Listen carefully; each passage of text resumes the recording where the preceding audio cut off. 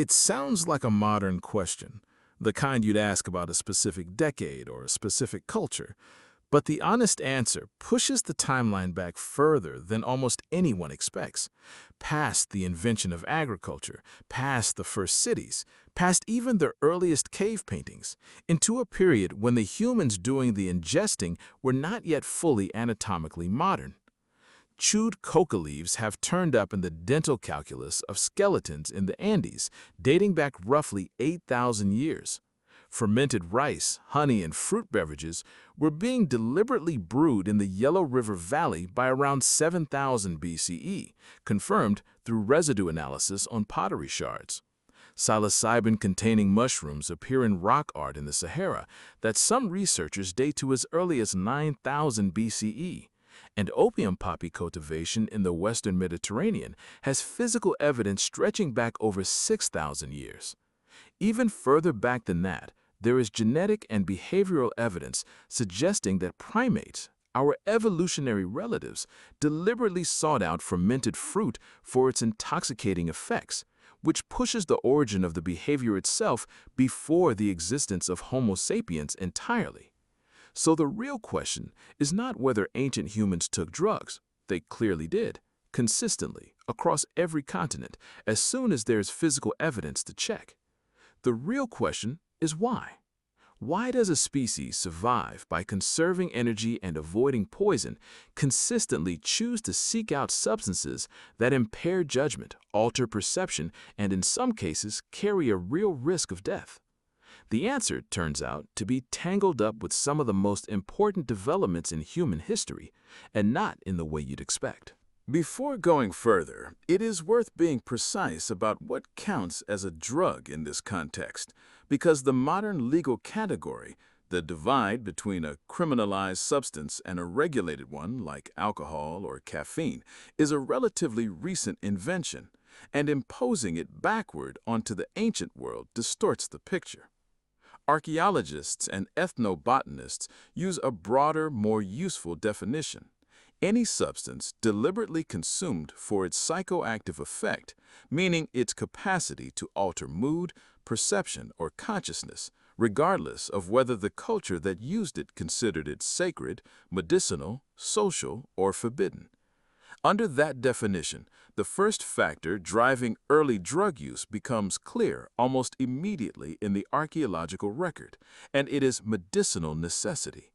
Ancient humans had no germ theory, no anesthesia, no pharmacology in the modern sense, but they had centuries of trial and observation, and psychoactive plants were frequently the only tools available for managing pain, inducing sleep, treating infection-related fevers, or easing the process of childbirth.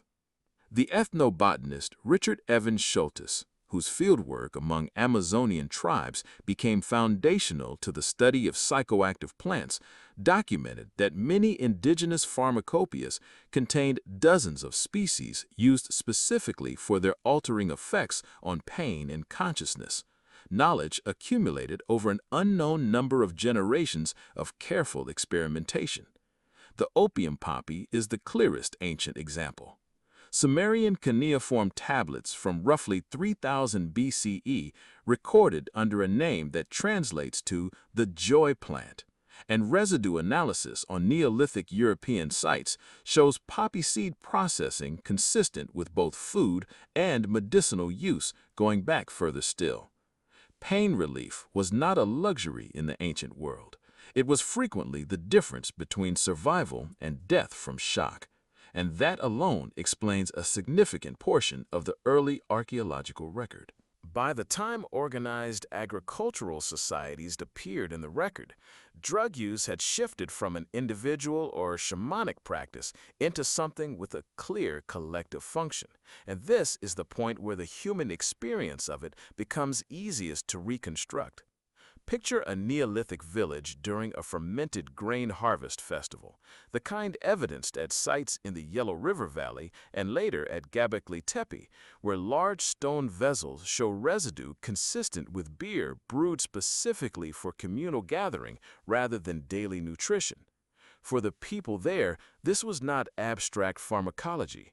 It was the one night when social hierarchies loosened, when the exhausting labor of subsistence farming paused, when strangers from neighboring settlements might be trusted enough to trade or intermarry, when a shared, altered state created a bond that ordinary, sober interaction could not produce as efficiently. The anthropologist Robin Dunbar has proposed that this social bonding function, chemically accelerating trust and group cohesion among people who were not close kin, may have been essential to the scaling up of human communities beyond the small kinship bands that characterized earlier hunter-gatherer life. Meaning psychoactive substances were not a side effect of early civilization, but potentially one of its enabling conditions.